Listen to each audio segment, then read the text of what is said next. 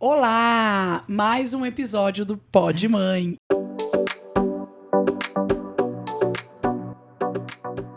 E hoje, quem é a nossa convidada?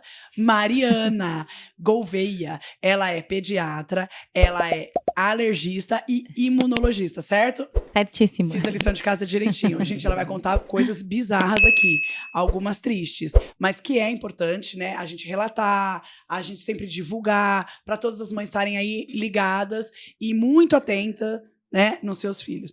Mas, né, vamos destacar aqui, olha aqui, estamos de camiseta. A gente tá muito gostaram? chique, muito chique. Muito chique. Então, nossa host, Oi, oi. Gabi Cardoso, que todo mundo já conhece, todo mundo já sabe, né? Já tá Oi, pessoal. figurinha carimbada. E a Roberta Lasno, que desenhou, né? Desenvolveu esta big camiseta que eu quero vender. Gente, vocês querem comprar a camiseta? Só colocar. É Só linda. comentar aí. A cor Eu é amei. linda. Então, eu amei a camiseta. Mas, Mari, vamos lá, né? O que interessa. Saber um pouco aí, né, de você tecnicamente. A gente estava conversando previamente, eu acho que é legal você destacar a questão do pós-Covid. Sim. Né? Quais são o alerta, né, que a gente tem que ter como mãe para as crianças e efetivamente o que pode ou não ocorrer. Tá. É porque, na verdade, desde que começou a pandemia, ficou todo mundo em casa, né? A gente passou um tempão, todo mundo fechado em casa, sem sair, as crianças sem irem para a escola, um tempão, e aí entende-se que depois desse período de isolamento, que tinha que ser feito mesmo, né? Não tem jeito.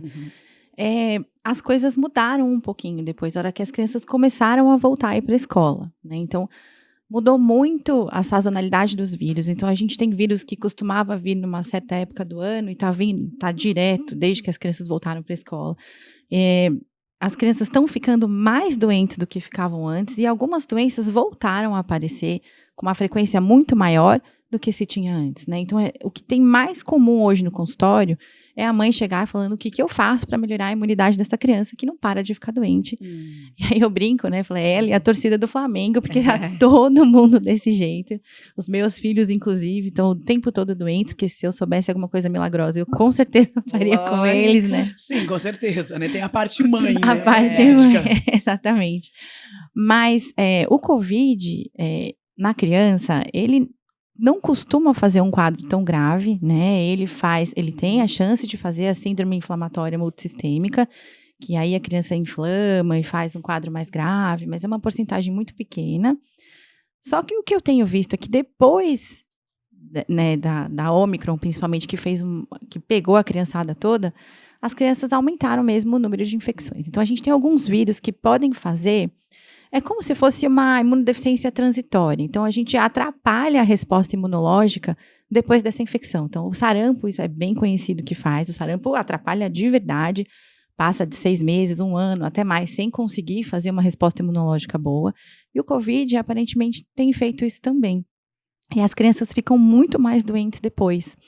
E fazendo infecções muito graves. Então, assim, desde que se vacina para a pneumonia, né? Então, a vacina que se faz 2, 4, 6 meses, depois se faz depois de 1 ano de novo, a vacina pneumocócica, não se via mais o pneumococo tão frequente, Certo. que é a bactéria mais frequente de fazer infecção de otite, né? Sinusite, pneumonia.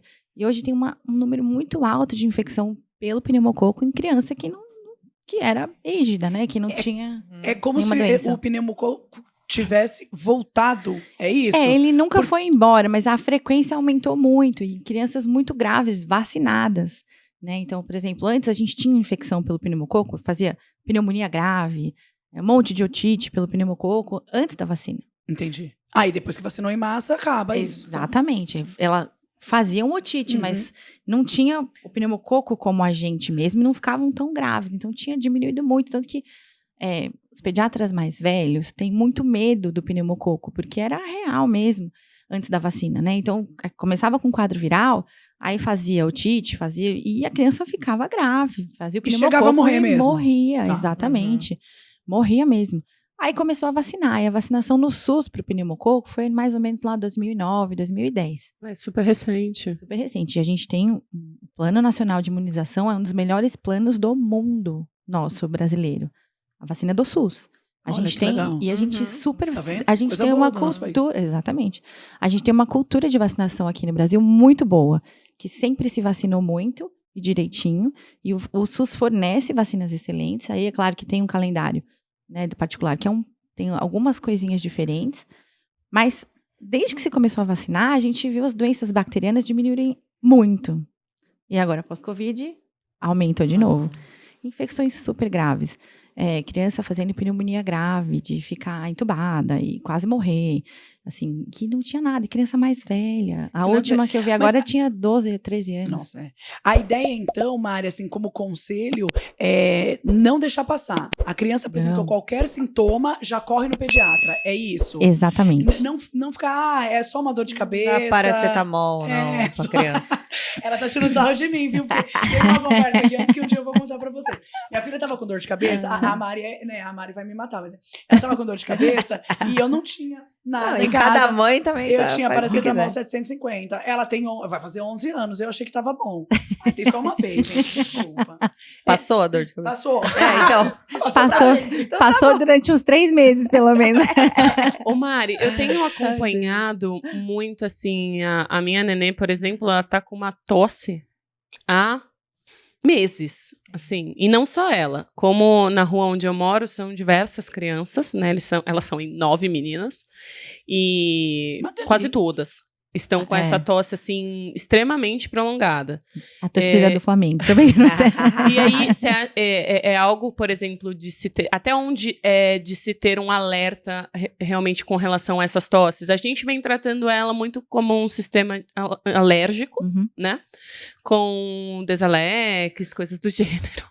Mas é. E até onde realmente, às vezes, a gente fica preocupada, porque às vezes é uma tosse, aquela que você vê que parece estar carregada, e levamos algumas vezes no médico, não tinha nada, mas até onde ela é preocupante, né? Porque eu vejo as mães todas na escola, na rua, né? Super preocupada com essas tosses, e às vezes começa a dar, por exemplo, prednisona por conta própria. Isso é um problemão. A gente tem, antes de falar da tosse, deixa eu só falar uma coisinha, porque a gente tem uma cultura aqui no Brasil do pronto-socorro, que isso não é fora muito comum. Então, o ideal é que a gente tenha um pediatra para conversar. Aí, né? Eu sou pediatra. Exatamente. No caso, é minha especialidade, No né? caso, eu, tô Mariana Gouveia. Mari. Não, eu tô brincando, mas tem que ter um pediatra para que conheça a criança e entenda, por exemplo, se essa tosse ela é alérgica mesmo, e a gente tem algumas outras coisas para fazer, ou se é que tem alguns vírus que prolongam a tosse mesmo, e já vou explicar. Mas assim, ir ao pronto-socorro quando a gente de fato tem algum sinal de alerta. Então, o sinal de alerta é quando tosse, mas tem dificuldade para respirar também. Ou quando a tosse prolonga muito mesmo, e aí não foi avaliada, assim, depois de um mês, 4, 6 semanas, e não foi avaliada por um pediatra nesse período, e você não tem nenhum de confiança, talvez tenha que levar. Ou se tá fazendo a tosse e volta a fazer febre em algum período, para de comer, tosse e vomita. Normalmente, tosse, vômito, a criança pode estar chiando, né? Então, tem alguns sinaizinhos de alerta para levar.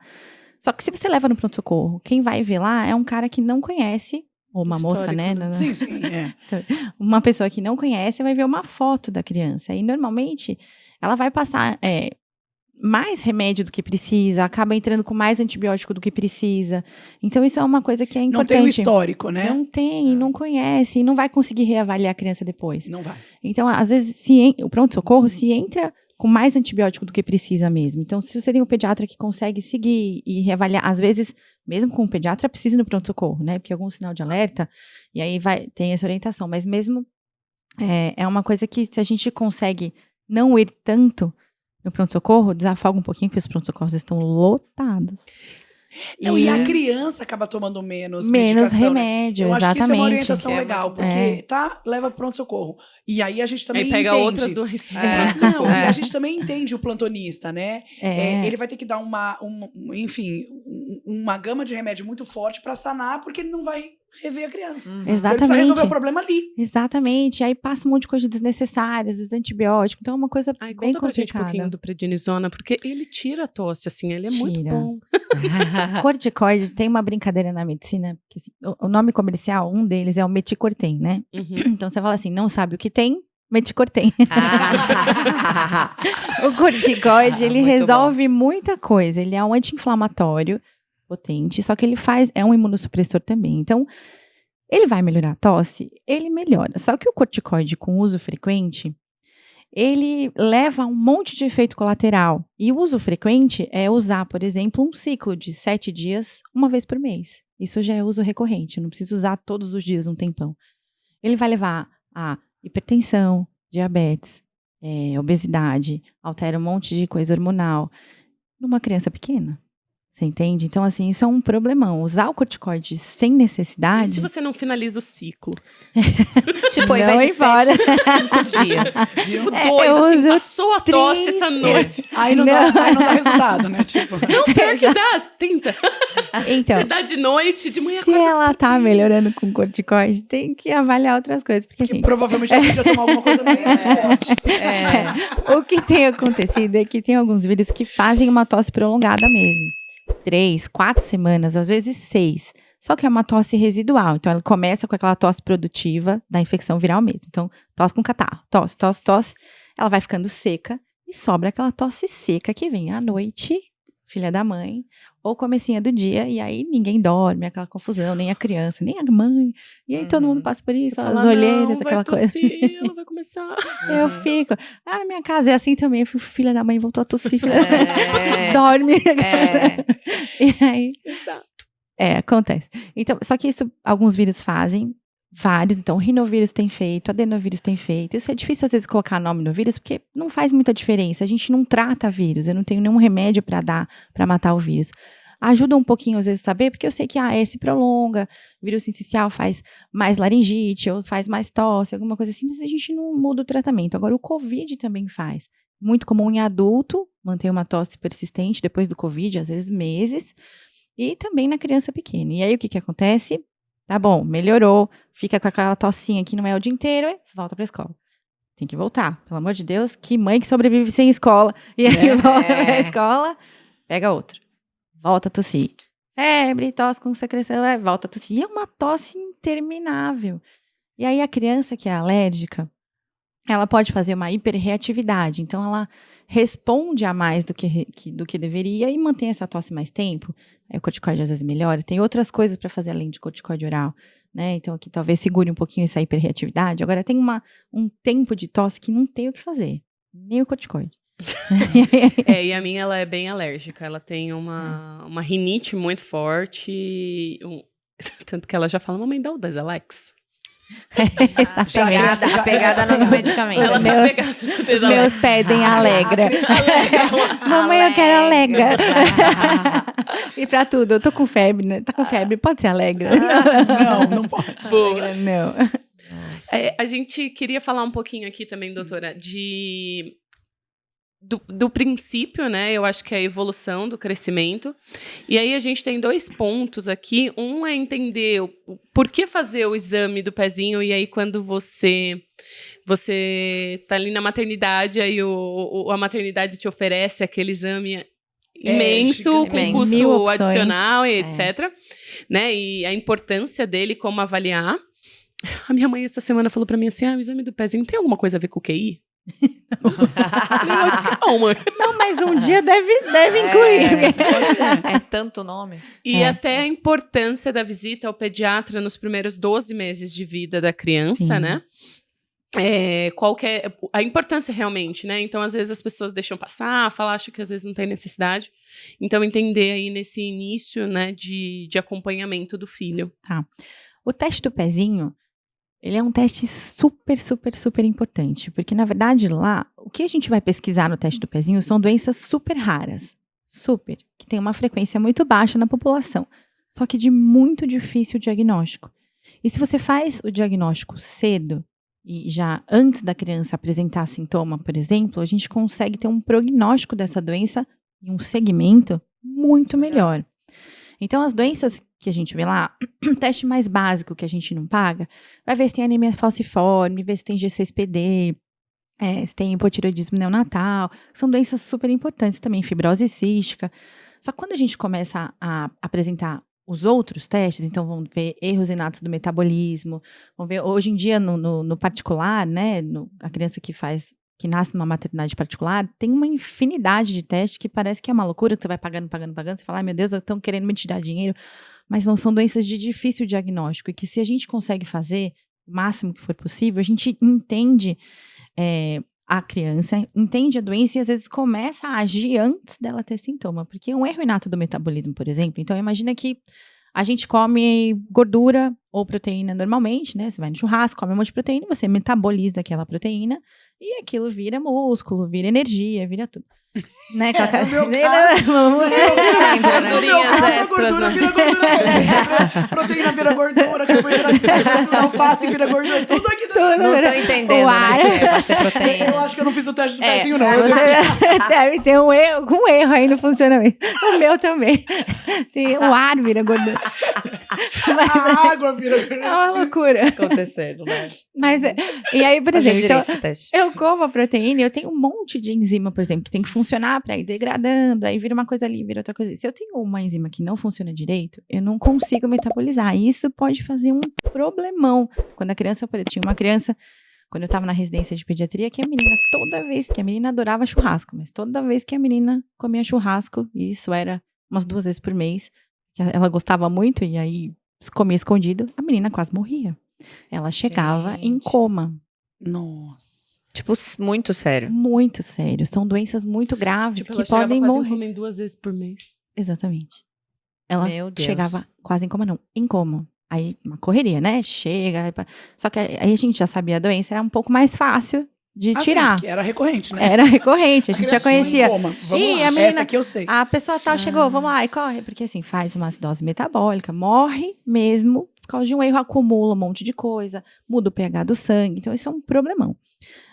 Quando a gente sabe o diagnóstico, é fácil tirar.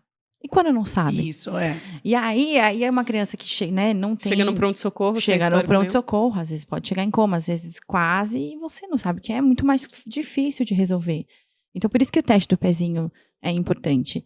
E agora, faz uns 2, 3 anos, que a gente avalia imunodeficiência no teste do pezinho. Então, erro na imunidade.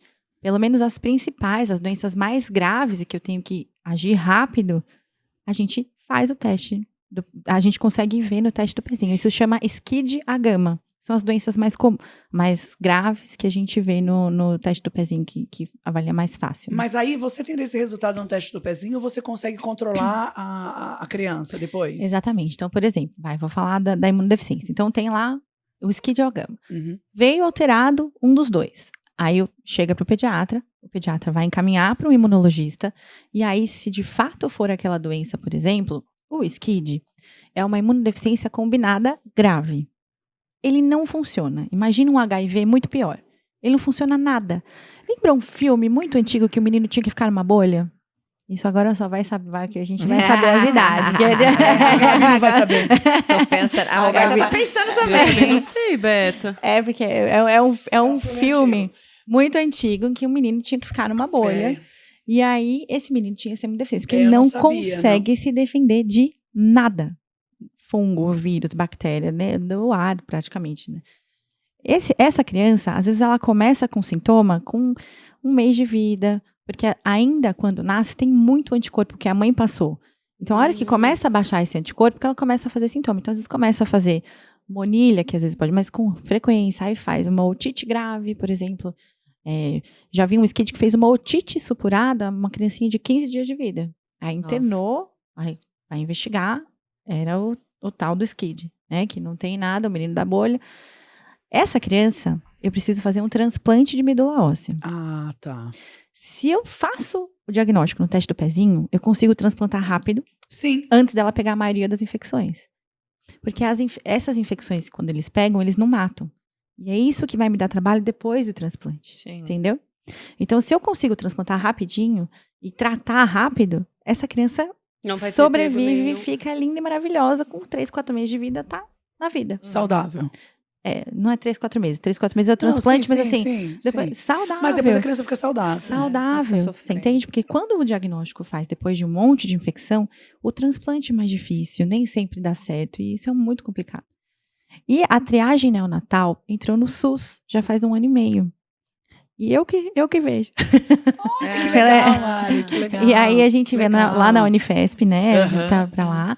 O Instituto Jô Clemente que recebe, faz a análise, aí ele faz um exame que é super legal, que é super específico, que é super caro, porque quem nasce em maternidade particular que faz, não tem que pagar.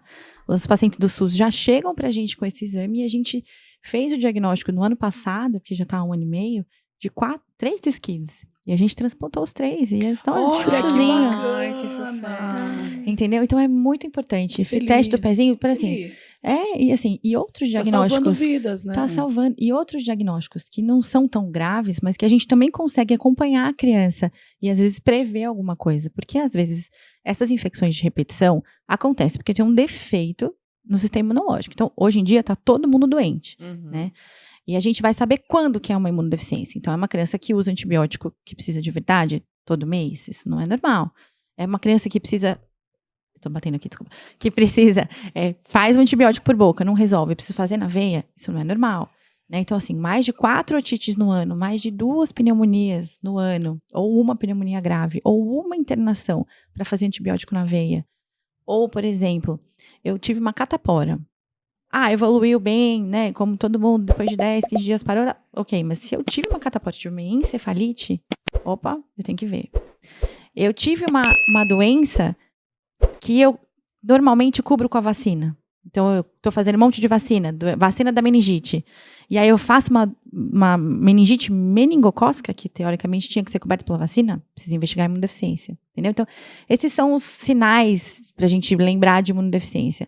Só que isso eu vou fazer o diagnóstico depois que a criança já ficou muito doente. Sim. E se eu pego no teste do pezinho, não pega todas, mas pega a maioria, então é uma coisa que ajuda muito no segmento depois da criança e no acompanhamento, né? Então é muito importante fazer. Eu lembro que, enfim, quando a Betina era bebê, ela ficou doente, né? Sim. Ela ficou bem ruim. E depois eu lembro que ela pegou catapora também, e ela ficou muito ruim da catapora. Sabe, ela ficou muito ruim. Aí eu lembro até hoje, eu tava indo buscar a Pietra na escola, e com a Betina no colo, encontrei a Thalita, né? A Thalita era a pediatra delas na época. Nem era ainda na época. Aí ela falou, nossa, Roberta, eu acho que você tem que procurar um imuno. Por quê? Porque ela fica muito doente.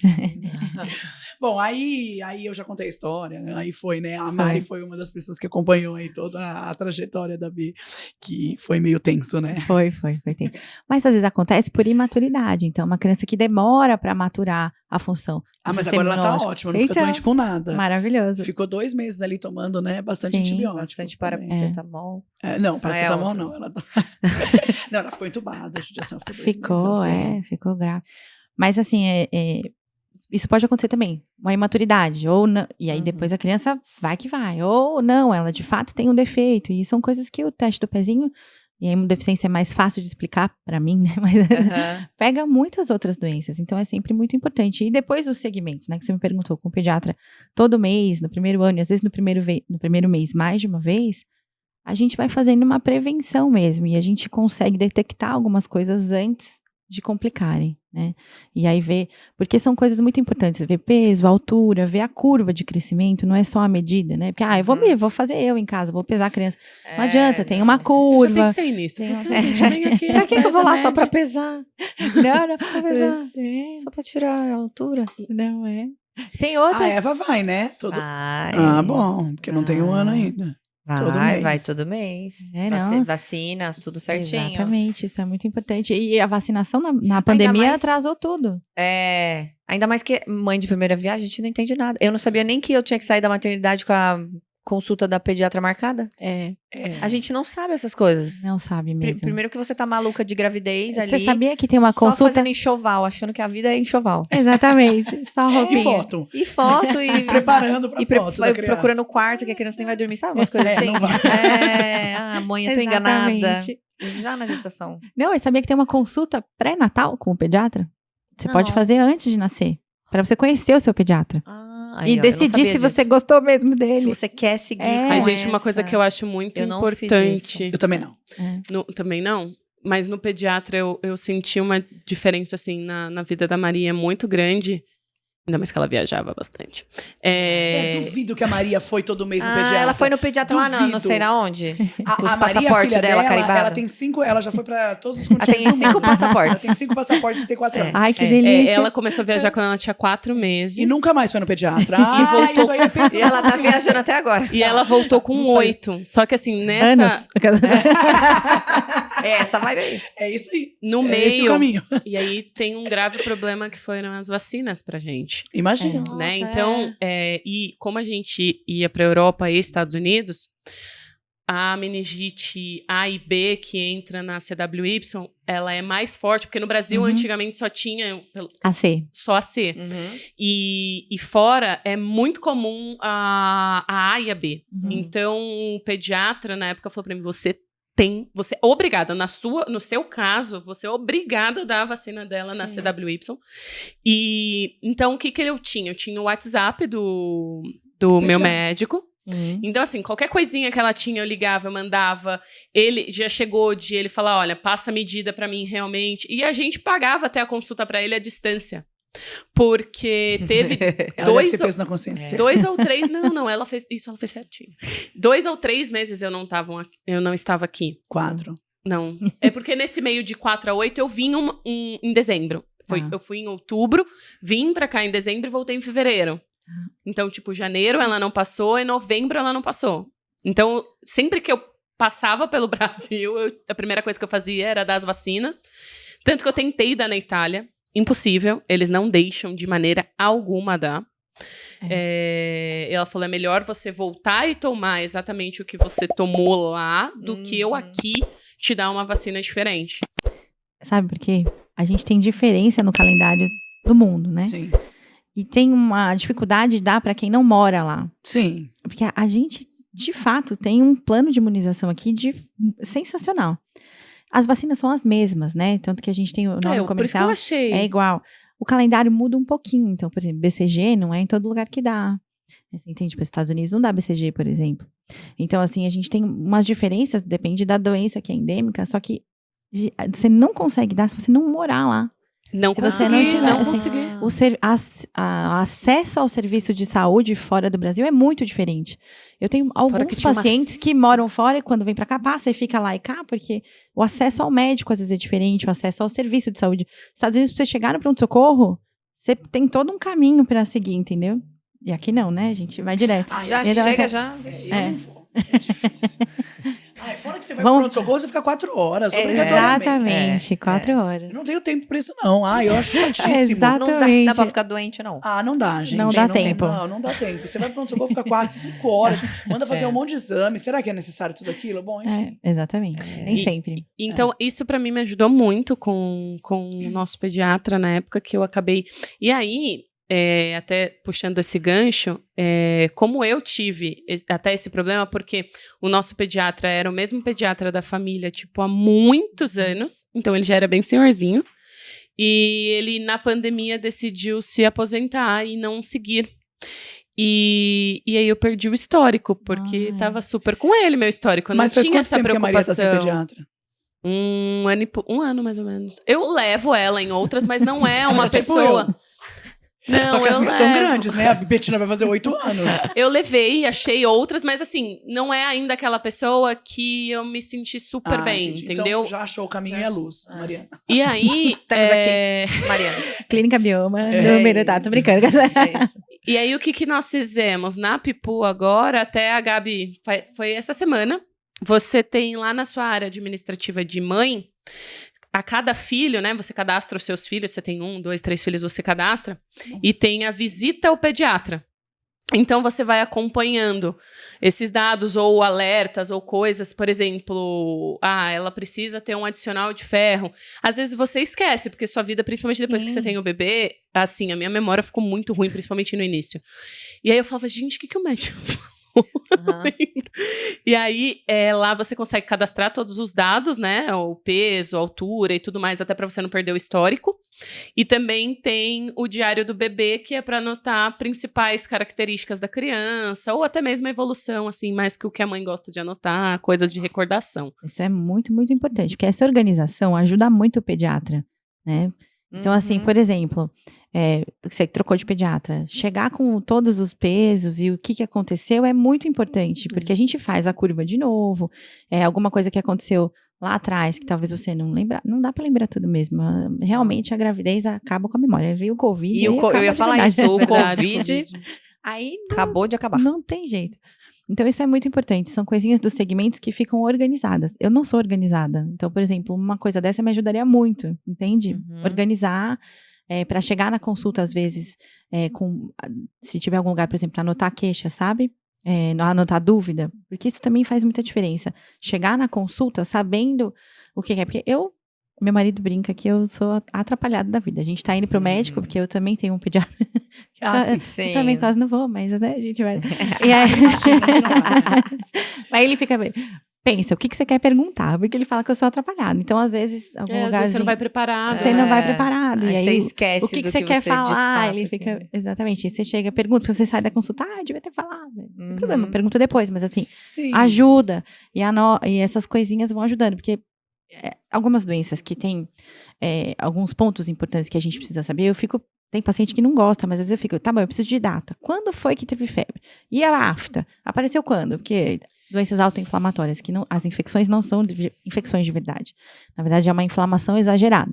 Então, tem algumas características que são diferentes. E aí eu preciso da data disso, cadê isso? Tem mãe que fica muito brava comigo, que não lembra.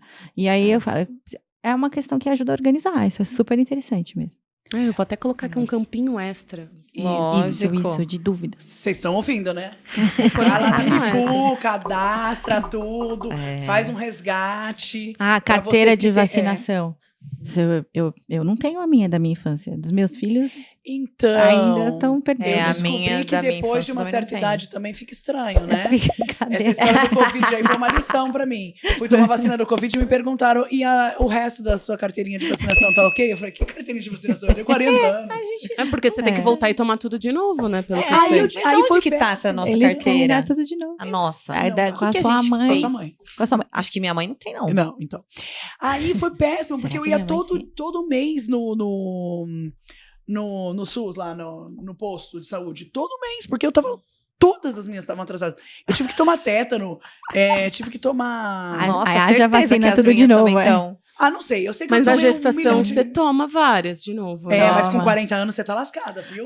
Verdade. Sua eu tomei hora algumas. vai chegar. É com 40? Eu cheguei lá... eu já tinha mais, né? Quando começou o Covid, tinha mais de 40. Mas enfim... Aí, pula essa parte. Você precisa tomar tétano, precisa tomar não sei o quê. Eu não lembro, gente. E tinha dupla, né? A dose, o a cada 10 anos. Duas.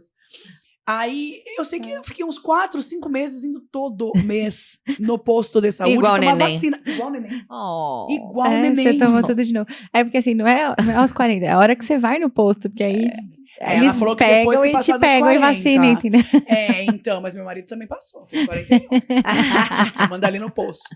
Manda, que ele vai fazer um monte Até de falando vacina. em vacina, eu queria um pouco da sua opinião de um assunto bem polêmico. Que é a questão das vacinas para criança do Covid. Sim. Qual a sua opinião sobre? Eu não tenho dúvida nenhuma, de que a gente tem que vacinar. Mas... Tudo bem? Tudo bem, não. Tudo bem. É que eu perguntei se já tinha dado. Aí... Eu não tenho dúvida nenhuma de que a gente tem que vacinar. A criança não faz quadro muito grave que nem um adulto, né? Só que isso... Nem faziam muito infecção nas primeiras variantes, né? Com a Ômicron, isso tá mudando um pouquinho. Então, as crianças estão fazendo muito mais infecção. Fazem aquela síndrome inflamatória multissistêmica. Então, a gente não tem ainda tanto estudo dizendo que melhora, diminui gravidade, por exemplo. Porque as crianças começaram a ficar doentes há menos tempo do que os adultos. Mas já tem estudo. E uma coisa que é importante é que diminui transmissão. Né? Então, diminui... Na minha casa, por exemplo, o meu mais velho é aquele filho que vem, sabe, filho de pediatra imunologista, que não para de ficar doente, aí deixa a mãe louca, porque fica colhendo as coisas, não acha nada. Um imaturo de imunidade e que é homem, né, que sofre aquela coisa toda, mas que só fica doente. E o meu mais novo quase não fica também, mas bem menos. E no Covid foi ao contrário. O Gui que estava vacinado, ele passou liso, fez assim, um subfebril, uma tossinha. Mas por causa da foi o que idade, foi. né? Vacina, meu entendimento, porque o resto acaba com ele até hoje. E aí fez a vacina, e o outro que não fez a vacina fez febrão vários dias, fez 3 essa semana, a gente fez, o Covid foi agora, né?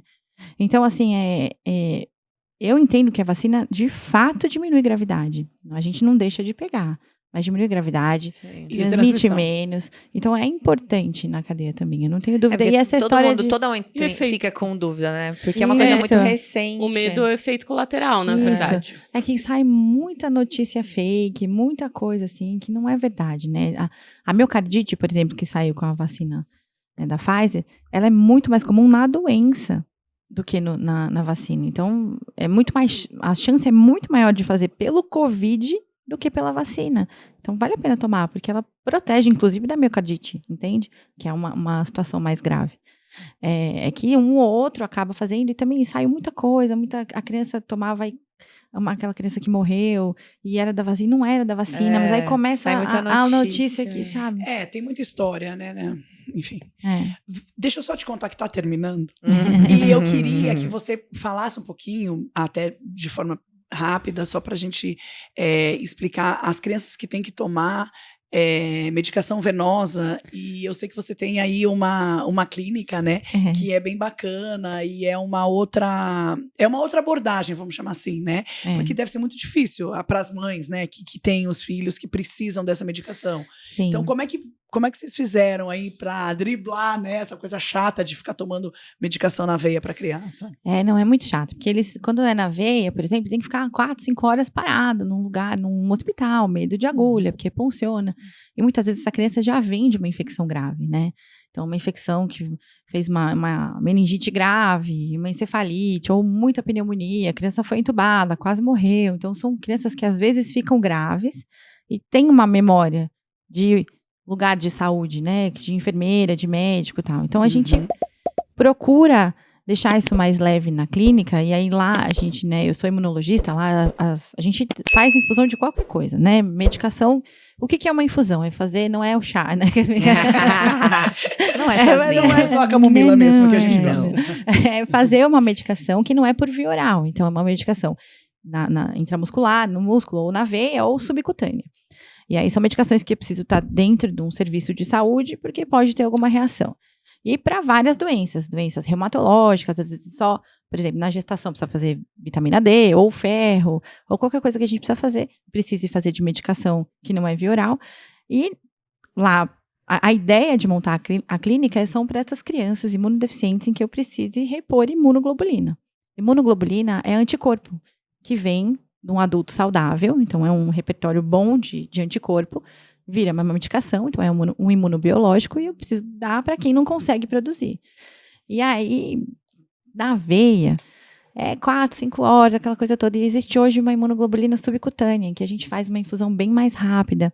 A bomba que a gente usa parece um canetão, então a gente põe numa malinha, eles carregam a malinha pela clínica e ficam brincando pela clínica. Então, e aí a clínica consegue desenhar, desenho, montar, brincam, eles legal. ficam nos lugares de eles não ficam numa sala. Entendeu? Não fica lá deitado na maca, ele fica brincando pela clínica.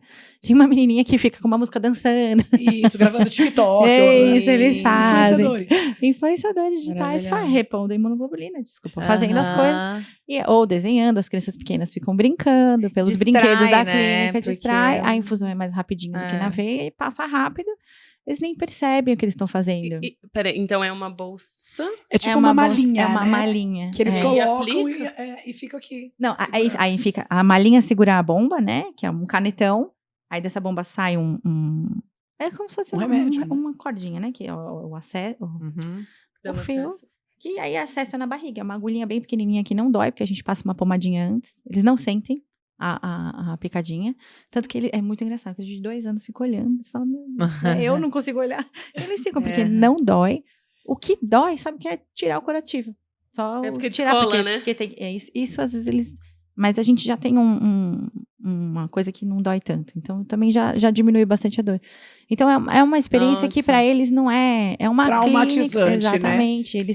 E é uma frequência que tem que ir a cada 15 dias, por eu ia exemplo. perguntar quanto em quanto tempo. A cada 15 dias. do máximo uma vez por mês, mas às vezes vai toda semana. Então, são aplicações que são mais leves, né? E que a gente Sim. consegue Fica mais fazer. confortável E pra a mãe vida e pra inteira? criança, né? Exatamente. Se for um defeito imunológico mesmo, é a vida inteira. Uau. E aí começa de pequenininho até a vida toda. Bom, para as mamães Nossa. que estão aí assistindo e ouvindo, há luz no fim do túnel. Ah, Pelo menos para sim, deixar sim, mais sim. confortável, né? Essa Lá na situação clínica que já da não é manhã. boa.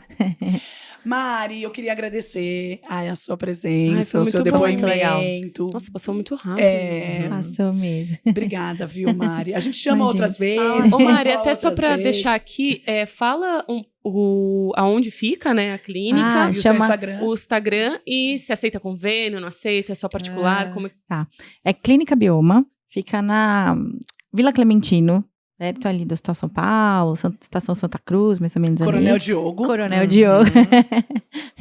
A gente lá não aceita convênio, a gente faz tudo por reembolso, mas a gente tem todo gente que ajuda, a gente tem todo um aparato, vai tudo certinho, não tem custo para o paciente. que legal. E também pode achar também a Mari lá na Pipu. Isso. Spoiler de parceria. Isso mesmo, gente. Pode achar ela lá na nossa área de parceiros da Pipu. E aí eu tô fazendo um convite pra ela que ela poderia, assim, escrever alguns conteúdos legais pra gente colocar na nossa régua de relacionamento, né? Eu acho bom. Uhum. Roberta tenta isso há algum tempo. Eu vou conseguir. Eu escrevo, eu juro. Não, melhor. A gente normalmente grava. Porque a nossa régua de Mais relacionamento, fácil. como a gente sabe que muita gente não lê, Uhum. então a gente tá lançando agora, tipo assim, você tá com 1 mês de gestação, 2, 3, 4, 1 ano de vida. Então, a gente fez uma régua até 5 anos de vida da criança. E aí, a comunicação na gestação, ela é semanal. E no bebê, até 12 meses é mensal. E depois, a cada 3 meses. Tá. E aí, ela recebe um e-mail com o link de um vídeo.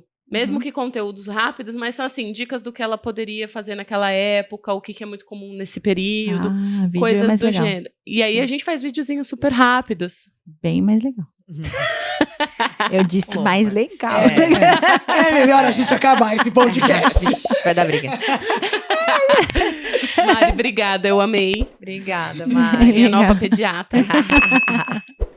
Da Maria, né, no Muito caso. Vamos bom. deixar que É. ela gosta mesmo de criança. Né, gente?